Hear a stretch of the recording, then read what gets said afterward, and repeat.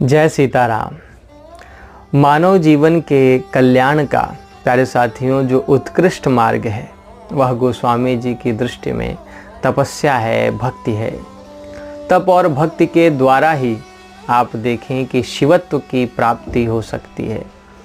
यहाँ शिवत्व से तात्पर्य है सत्य और कल्याणकारी वस्तु से, यानी कि सत्य की प्राप्ति के लिए जो कल्याणकारी वस्तु है उसकी प्राप्ति के लिए हमारे और आपके जीवन में तपस्या और भक्ति का होना अनिवार्य है, क्योंकि उसके बिना कल्याण की कल्पना भी संभव नहीं है।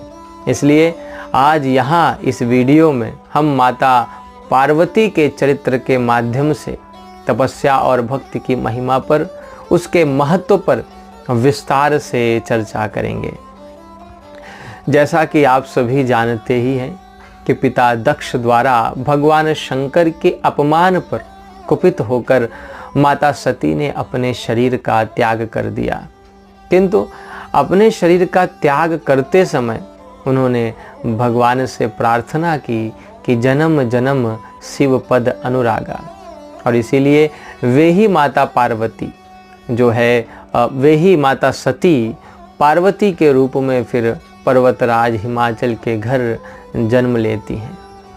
अब क्योंकि उनके जीवन का एकमात्र उद्देश्य शिव की प्राप्ति है, इसलिए आप देखें कि उनका पूरा जीवन ही तपस्या और भक्ति का मूर्तिमान स्वरूप है। उनके जीवन में तप भी है और भक्ति भी, और उसी तप और भक्ति का परिणाम है शिव की प्राप्ति।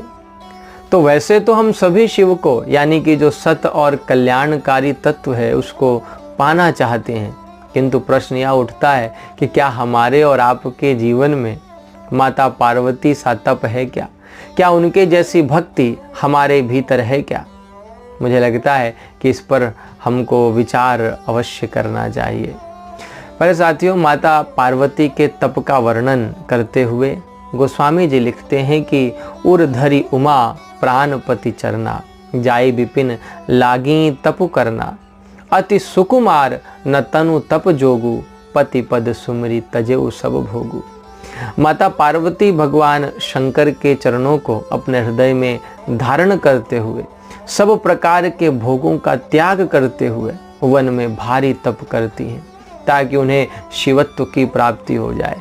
तो आप देखें कि माता पार्वती का चरित्र वास्तव में जो है ना, हमारे और आपके मन की जो शाश्वत चाहना है उसी का प्रतिबिंब है।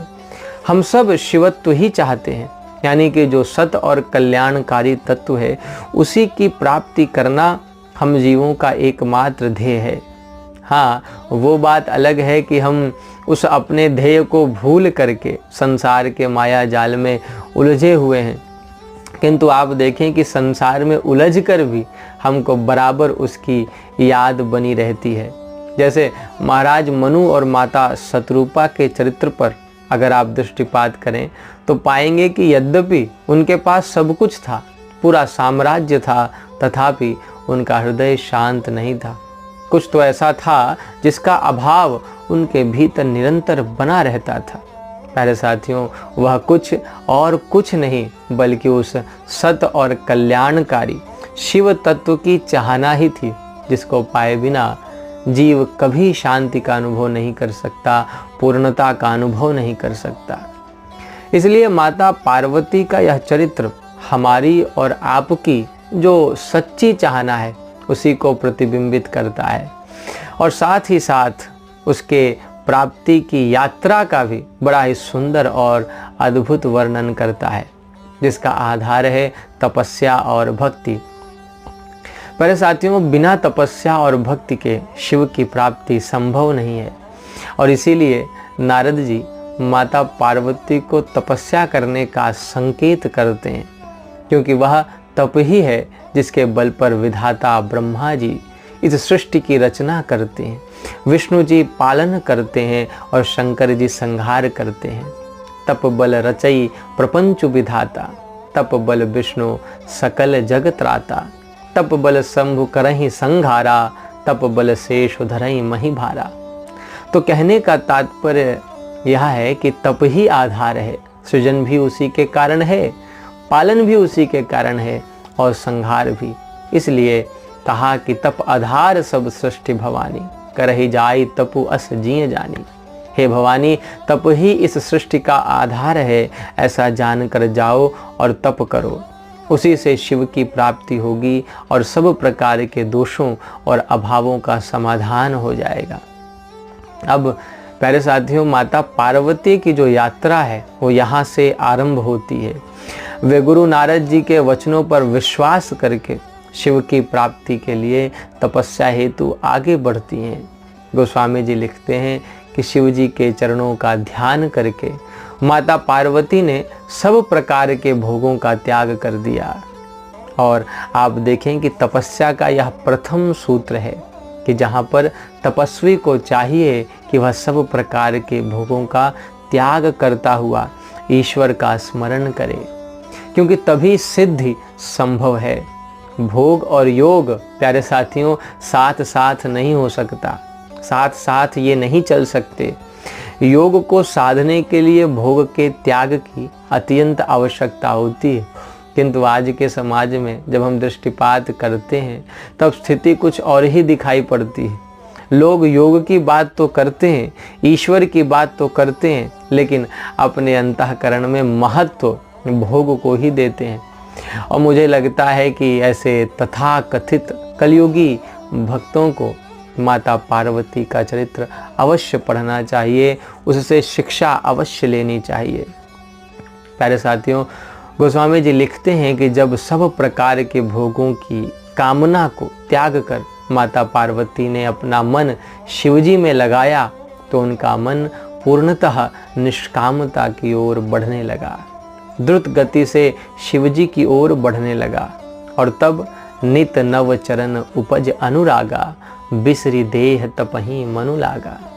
माता के मन में अपने स्वामी यानी कि शिवजी के प्रति नित्य अनुराग बढ़ने लगा और स्थिति ऐसी हो गई कि उन्हें अपने देह की सुध भी न रही। वे अपने देह को भूलकर पूरी तरह से अपने ध्येय में लीन हो गईं। यहाँ पर यह दूसरा तप से संबंधित बड़ा ही सुंदर और महत्वपूर्ण सूत्र है। लोग मुझसे प्रायः प्रश्न करते हैं कि प्रभु जी किस प्रकार से हम अपने को ईश्वर से जोड़ सकते हैं, किस प्रकार से हम उसकी प्राप्ति कर सकते हैं।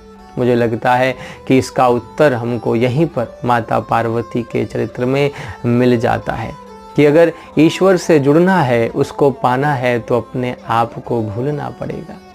और अपने आप को तभी भूला जा सकता है जब अपनी कोई चाहत ही न रह जाए। नाता एक राम जी से सारे नाते तोड़ दे। जब केवल और केवल हमारा संबंध प्यारे साथियों माता पार्वती की ही तरह एक भगवान से होगा, अपने ध्येय से होगा, तब हमको उसकी प्राप्ति अवश्य होगी। प्यारे साथियों, इस तरह आप देखें कि तपस्या का महत्व हमारे और आपके जीवन में कितना अधिक है। हम और आप जो कुछ भी चाहते हैं उसको पाने के लिए तप की आवश्यकता पड़ती ही है, किंतु तप के साथ साथ दूसरी जो महत्वपूर्ण वस्तु है वह है समर्पण। आप समर्पण को तप का मूल भी मान सकते हैं, क्योंकि बिना सच्चे समर्पण के दृढ़ संकल्प का होना संभव नहीं है और बिना दृढ़ संकल्पित हुए जो है तपस्या संभव नहीं है, ना ही सिद्धि संभव है। तो समर्पण का होना एक प्रकार से अपने लक्ष्य के प्रति, ध्येय के प्रति अनिवार्य है। और यह समर्पण ही प्यारे साथियों वास्तव में भक्ति है। भगवान के चरणों में सच्चा समर्पण ही भक्ति है। इसलिए आप देखें कि माता पार्वती ने तप तो किया और उनके उस तप से देवता आदि प्रभावित और प्रसन्न भी हुए, किंतु बहुत प्रयास करने के बाद भी वे माता पार्वती को तप से डिगा नहीं पाए। इसके पश्चात उनकी भक्ति या समर्पण की परीक्षा के लिए सप्त ऋषि भी वहाँ उनके सम्मुख उपस्थित हुए। और प्यारे साथियों, आप सभी जानते ही हैं, कथा आपने सुनी है कि किस प्रकार से सप्त ऋषियों ने खूब प्रलोभन देकर माता पार्वती को डिगाने का हर संभव प्रयास किया। मानस में वर्णन आता है कि जब सप्त ऋषियों ने माता पार्वती से पूछा कि हे शैलपुत्री, तुम किस लिए इतना भारी तप कर रही हो, तो माता पार्वती ने कहा शिव के लिए। तो सुनकर सप्त ऋषियों ने मुस्कुराकर माता पार्वती से कहा कि क्या यह संभव है। तो उस समय माता पार्वती ने जो कहा, जो उत्तर दिया, प्यारे साथियों, वह सार बात है। हम लोग जो कुछ भी जीवन में पाना चाहते हैं उसका सूत्र है। माता ने कहा कि ऋषियों, संभव है कि नहीं यह तो मैं नहीं जानती, मैंने तो कभी इस विषय में सोचा ही नहीं। मैं तो बस इतना जानती हूँ कि जन्म कोटि लगी रगर हमारी, बरऊँ शंभु न तरहूँ कुंवारी। चाहे करोड़ जन्म ही क्यों ना लग जाए, मैं वरूंगी तो शिवजी को ही, विवाह करूंगी तो शिवजी से ही, अन्यथा कुमारी ही रहूंगी। प्यारे साथियों, इस प्रकार का समर्पण ही वास्तव में तप का मूल है, सिद्धि का मूल है। इसलिए आप देखें कि माता पार्वती ने वह तत्व प्राप्त कर लिया जो हम सब के लिए पाना संभव नहीं है। इसलिए हमेशा याद रखें कि जिस पर सत्य में स्नेह होता है ना, वह वस्तु उसको मिलती ही है। यह नियम है, सिद्धांत है, इसको कोई नहीं झुटला सकता। जेहि पर सत्य स्नेहु, सोते ही मिलई न कछु संदेहु। प्यारे साथियों, इसलिए मैंने पूर्व में भी कहा कि माता पार्वती का चरित्र तपस्या और भक्ति का मूर्तिमान स्वरूप है, जिसको मुझे लगता है कि हम सभी लोगों को अवश्य ही पढ़ना और सुनना चाहिए, क्योंकि तभी हम जैसे जो कलयुगी जीव हैं वे सच्ची चाहना के स्वरूप को, भक्ति और तपस्या का जो सच्चा स्वरूप है उसको जान पाएंगे, समझ पाएंगे। जय सीताराम।